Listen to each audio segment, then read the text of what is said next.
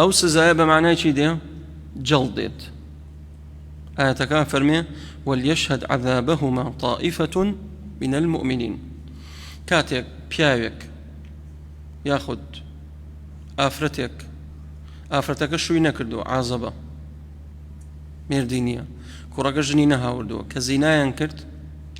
حکمی چیە لە ئیسلامە دەبێت جەڵد بکرێن 100 جەڵدەیە بێ لێ بدرێ و تەغریب و سەنە ئەبێ ساڵێکش لەو شوێنە دوور بکرێتەوە لێرە خۆی تەعالە فەرمووی چی وەلیەشهد عەذابەهما سزاکەیان چییە دەبێ 100 جەڵدیان لێ بدرێت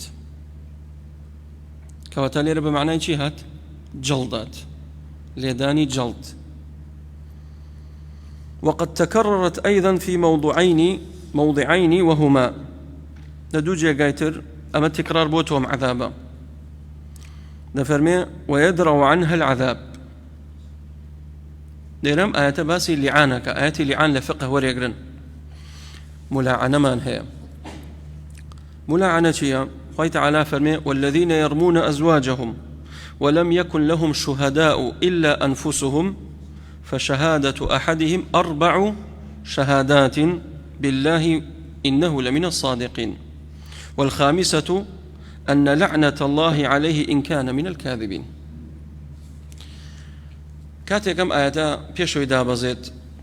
هلالي كري أمية بتشاي خوي بيني بيايق لسر خزانكيتي زيناكات هات لاي پیغمبری خواه صلى الله عليه وسلم فرموی خزانکی خوم بینی خیانتم لیکا پیایکم لسری گردو حکمی خواهی گورم اوی لسری تطبیق کرد حکمی خواه چیم دبی رجم بکرد تا مردن چکه مشوی کردوم آفرته پیغمبری خواه صلى الله عليه وسلم فرموی یان 4 شاید دینی یان دبی خود جلد بکری چونکه هر کەسێک تۆمەتبار کا بە زینا دەبێ چەند شاید بێنێ 4 ئەمە بۆ تێکڕای خەڵکی ئللا بۆ ژن و پیاو نەبێت بۆ پیاوەکەی کە هات و خێزانەکەی تۆمەتبار کرد بە زینا ئەو شایەتی ناوێ خی گەورە ئاەتی داگرت پێغەمبەری خوا صلی الله علیه و سلم فەرمووی ئەگەر 4 شاید نێنی خۆت جەڵد دەکەین وتی یا ڕەسوڵ الله بە چاوی خۆم بینیمە خێزانەکەم خیانەتم لێکا بچم شاید بێنم تەماشایکەن چۆن شتی وا بێت پێغەمبەری خوا صلی الله علیه و سلم فەرمووی حکمی خوا وایە ئەگەر 4 شاید نەیە بە خۆتەوە 4 جەڵد دەکرێت ئاەتی لەسەرە وتی والله یان خی گەورە ئاەتم لەسەر داگرێت بۆ ئەوەی پشتم بپارێزێت لە جەڵد چونکە خی گەورە ئاگای لێتی کە من ڕازگۆم بە چای خۆم بینیمە خی تەعالام ئاەتی داگرت فرموي والذين يرمون أزواجهم أواني كواخي زانا كان تومت باركا بزنا ولم يكن لهم شهداء شهادتيش يعني إلا أنفسهم فشهادة أحدهم 4 شهادات بالله أو لجاتي ويتشوار شهاد بيني تشوار جا سوين أخوات والله والله والله خزانكم زنا يكردو نفرمي والخامسة كسوين أخوات فرمي إنه لمن الصادقين والله راستكم سوين أخوات لبردم قاضي لبردم حاكم والخامسة بو جاري بينجم عليت لعنتي خواي قولم ليه أقر من خيزانكم تومت باركم بدرو غضبي خواي قول لسرم دابزي وبيوتلي آياتي لعان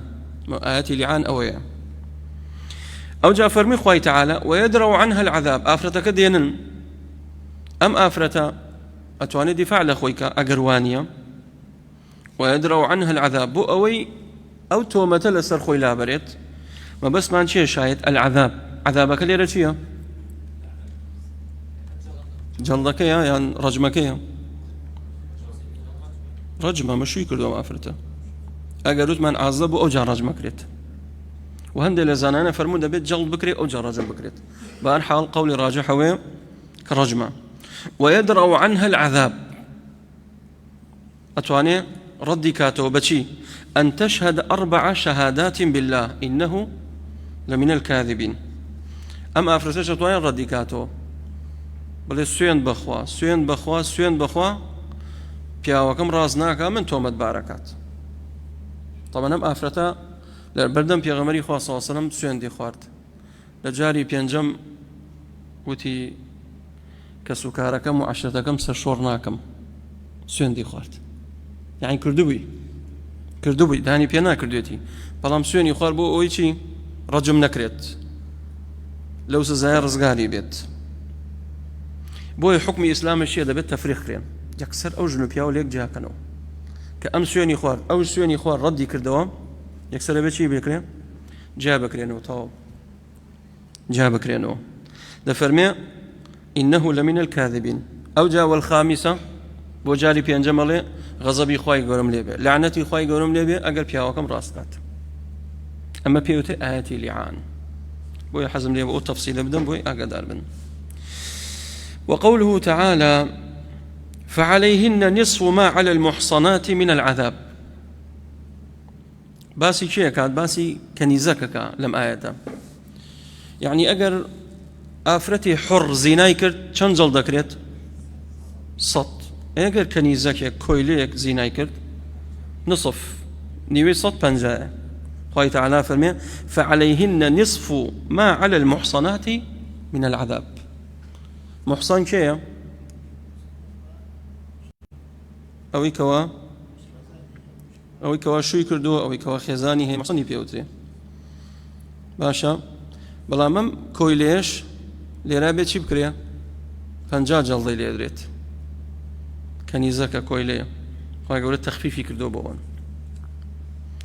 مەبەستمان لە وشەی عەذاب لێوە بەمعنای چی دێت جەڵد دێت الموضع الثاني في سورة التوبة بمعنى قتلهم بأيدينا وأن يفدوا لنا أسارا خوي تعالى فرمي قاتلوهم يعذبهم الله بأيديكم ويخزهم وينصركم عليهم كافر بيباوران لجنگا كشتاريان كن لجنگان قتالا برانبر ار بي جي هلگردو كلاشينكوفي هلگردو واتاو اجنجي برانبر مسلمانان خوي تعالى فرمي قاتلوهم ايو كشتاريان كن زكتان بيان نستوي يعذبهم الله بأيديكم بدستي ايوا ديو تعذيبيان بدات ليو بمعنى چی دێت قتل دێت بۆ ئەوەی بەدەستی ئێوە بکوژرێن ويخزهم ئەوانەشی بەدیل ئەگیرێن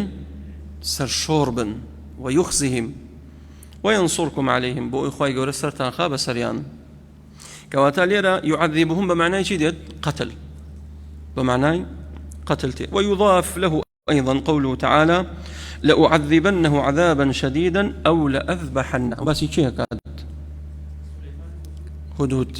قصي هدودا كانت يك ديارنا ما وتيان بو ديارني سليمان طبعا دبوايا جنوكو تيرو حيوانات هموي مسخر بنبوي بقصيان بكردايا او انها سزا ادرا هدهد ديارنا بو قصكي هاتو قوم يشيبيني يسجدون لغير الله وتيان بو ديارني سليمان برياري دا فرمي لأذبحنه لو عذبنه عذابا شديدا يان أوتا لو عذبنه سزايا دم سزاكي چيا هندك لزنان كشتنيتي هندك لنا يعني بركاني همي ليكمو لو عذبنه عذابا شديدا أو لأذبحنه يان أوتا سر يبرم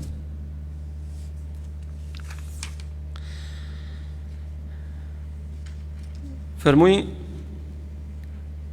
وقد وردت مفردة العذاب بمختلف تصاريفها في القرآن الكريم بمعنى التعذيب في أكثر من 300 موضع منها لسيصجق قرآن بمعنى هاتو عذاب بمعنى سزاهاتو لو أنا دؤاتي بمعنى وردو كلما نضجت جلودهم بدلناهم جنودا غيرها ليذوقوا العذاب كاتك أوانيك أخرين ودوزخ لبي باوران ومشركين هر کاتێ پێستیان دەناوەچێ و کۆتایی پێدێ پێستی تازە دێتە جێی بەدەلناهم جولودەن بۆ چونکە سزا و ئێش لەکوێیە لە پێستەوە ڕات خوا پەنامان بدە لیەذوقوا العذاب بۆ ئەوەی بچێژن لە چی لە سزای خوای تعالی ناو جەهەنەمە وقوله تعالى قل فلم يعذبكم بذنوبكم بل أنتم بشر ممن خلق لێرە خوای تعالى باسی جوولەکەکات وقالوا نحن أبناء الله وأحباؤه وتيان إما كوري خواين إما خوشويستي خواين أو ادعايا نكرت خوای تعالى فرمي دبي عمل أي محمد صلى الله عليه وسلم أي أجر أي خوشويستي خوان أي بو خوای گەورە سزاتانە دات چەندین کەستان خوای تعالى سزای داگردە سەرتان فجعل منكم القردة والخنازير چەندتان لێبوون بە مەیمون چەندتانی لێکرد بە بەراز ئەو سزای خوای گەورە نییە بەسەرتانە چەندێکتان تووشی کوشتن هاتن بەدەستی مسلمانان کەواتە فەرمووی قل فلم يعذبكم بذنوبكم بل أنتم بشر ممن خلق وقت يقرأي مرۆڤەکانی ترن ومعنى العذاب أصله الإيجاع الشديد عذاب بمعنى شديد سزایشی بە ئێش و بە ئازار کەواتە عذابش لفظێکی مشتركە نەک لفظێکی كلي بێت دەفەرمێ يقول الناظم وكل ما فيه من نور ومن ظلم فالكفر معناه والإيمان معتبرا إلا الذي أول الأنعام فالحدثان اعلم دير باسي نور ظلماتك رناكي تاريخي يعني دي قد نور بمفردها ظلمات بجمعاتا كواتا نور يق نورة رقاي حق يق رقاي والله ظلمات شيء تاريكاي كان زورن تاريكاي كفر تاريكاي شرك تاريكاي معصيات تاريكاي بدعاء تاريكاي كان زورن يقول الناظم كل ما ورد لفظ النور والظلمات في القرآن الكريم فمعناه الإيمان والكفر لهجو القرآن لفظ ظلمات ونور هذا معناه شيء ديت كفر إيمان ديت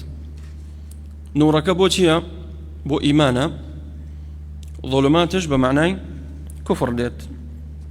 دفرمي إلا موضعا واحدا في سورة الأنعام بمعنى الحدثان الليل والنهار بمعنى شي ديت شو روج ديت بمعنى شو روج ديت وهو قوله تعالى الحمد لله الذي خلق السماوات والأرض وجعل الظلمات والنور سپاس استایش و حمد و سنا بو خوای پروردگار او خوای کوا خلق السماوات والأرض كأسمان زوي درس كردوا وجعل الظلمات والنور وتشي درس كردوا شو روجي درس كردوا كواتا خوايك شايستي حمدا ومستحق عبادته كشو روجي درس كدبيت وأرزو آسماني درس كدبيت بلان بتكاني ايوه خواكاني ايوه اواني جقل خواي قور ايوه هاوريان بيكن هل خلقوا السماوات والأرض نخير آية شو روج اوان درستيان كرت آية بس اوانا مانگ دربينن خور دربينن خور هالبيت خور آوا بيتو شو بيبان روج بدا يغشي الليل النهار يطلبه حثيثا نخير هو كاري خواي پروردگارا فرموي إلا موضعا واحدا في سورة الأنعام طبعا ليرا دفرمي لهيك شوين هاتوا إمامي أبياري بلام لچندين شوين ترش هاتوا بمعنى چي شو روجاتا طبعا أم يك موضوعي شي باس كردو بو نمونا خوي تعالى باسي يونس بيغمرك فنادى في الظلمات أن لا إله إلا أنت سبحانك إني كنت من الظالمين لأنه معناه شيء في الظلمات تاريكاي ناوسكي حوتكا تاريكاي ناو دريا تاريكاي شوش فنادى في الظلمات آياتي تر خوي تعالى فرمي ولا حبة في ظلمات الأرض ولا رطب ولا يابس ولا حبة في ظلمات الأرض كاتك حبيك دنكك لشوا خوي قراءة قيليتي أو قنما أو دنكا جويا كاتك شكراءك أو أتقيا كاتك ديتبان خوي قراءة قيليتي في ظلمات الأرض وبهذا فسرها السدي وقتادة قال الواقدي كل ما في القرآن من الظلمات والنور فهو الكفر والإيمان. إمامي واقديش فرميه أو إلا قرآنها ظلمات ونور بمعنى كفر إيمان ديت، إلا هذه الآية فإنه يريد بهما الليل والنهار، إلا أويك لو آياتها بس في شو رجع. وقد وردت مفردة النور والظلمات بمختلف تصاريفها في القرآن الكريم بمعنى الإيمان والكفر في مواضع كثيرة، ومنها قوله تعالى: والذين كفروا أولياؤهم الطاغوت يخرجونهم من النور إلى الظلمات. أواني بباورن دوستكان ينكين الطاغوت. طاغوت كيا أواني كجيجا لخواي قولا أفرسل بيه وثلاث طاغوت كسروكو مسؤول سركردكان كيا إبليسا رؤوس الطواغيت رأس قوركان إبليس كما قال عمر رضي الله عنهم. أواني دوستو خوشويستي بباوران كافروا بباوران دوستي كين طاغوت كانن. أواني جيجا لخواي قولا دا فرسلين إيش يانشيا وظيفة يانشيا يخرجونهم من النور إلى الظلمات. لروناشي دريان دينن بو تاريكاي، واتا لروناشي توحيد بو تاريكاي شرك، لروناشي سنة بو تاريكاي بدعة، لروناشي طاعة بو تاريكاي معصية. چونك أمانة يتر همي روناشية، سنة روناشية، توحيد روناشية، طاعة روناشية، أو نشي كدجيتي همي تاريكايا. ووظيفي دعاتي باورداران ودعاة أهل السنة وظيفان جيبه يخرجون الناس من الظلمات إلى النور، أن أخرج قومك من الظلمات إلى النور وذكرهم بأيام الله. الله تعالى لم آيات باس شيكات موسى عليه الصلاة والسلام برو قومك الدرب هنا لتاريكاي وبرو ناشي، يعني لشرك وكفر رزقاريانك بورو ناشي توحيد إيمان. وقوله تعالى: ويخرجهم من الظلمات إلى النور بإذنه قد جاءكم من الله نور وكتاب مبين. للاني خواهي پروردگار نور تنبوهاتوا روناشيك تنبوهاتوا وكتاب مبين. وعليك السلام ورحمة الله وبركاته. أم قرآن روناشيا دي للرجاء أم قرآن يخرجهم من شيء من الظلمات إلى النور لتاريكاي رزقاريان كان بو نور إيمان، وأتى تاريكاي كفر بو نور إيمان بإذن پروردگار. ومعنى النور والظلمات: النور يطلق على النور الحسي كنور النهار، ويطلق على النور المعنوي كنور الإيمان والطاعة. كواتجد دو جور روناشي ماني نور ماني نورك ماني حسية هست بكراوة استا او قلوبك داغر ساوة روناشي كي چي هستي بيكين يانا او تناتواني سيريكي چاو منجانك هستي بيكين. اما بيوتري چي حسي اوي كمعنوية نور بمعنى إيمان طاعة ديت. أما الظلمات فتطلق على الظلمة، يعني الظلمة الحسية، فتطلق على الظلمة الحسية كظلمة الليل تاريكاي شو هستي فيكي أنا إسابر ومغرب روين طواه يواش يواش روناشي روج نامينت شو تاريكا بيت. والظلمة المعنوية كظلمات الجهل وكو شي معنوي وكو نزانين نفامي معصيات شرك أمانهم معنوين وبستي أو تائر بزبي. وصلى الله وسلم على نبينا محمد وعلى آله وصحبه أجمعين. چند قبو استنو هلال بن أمية هلال بن أمية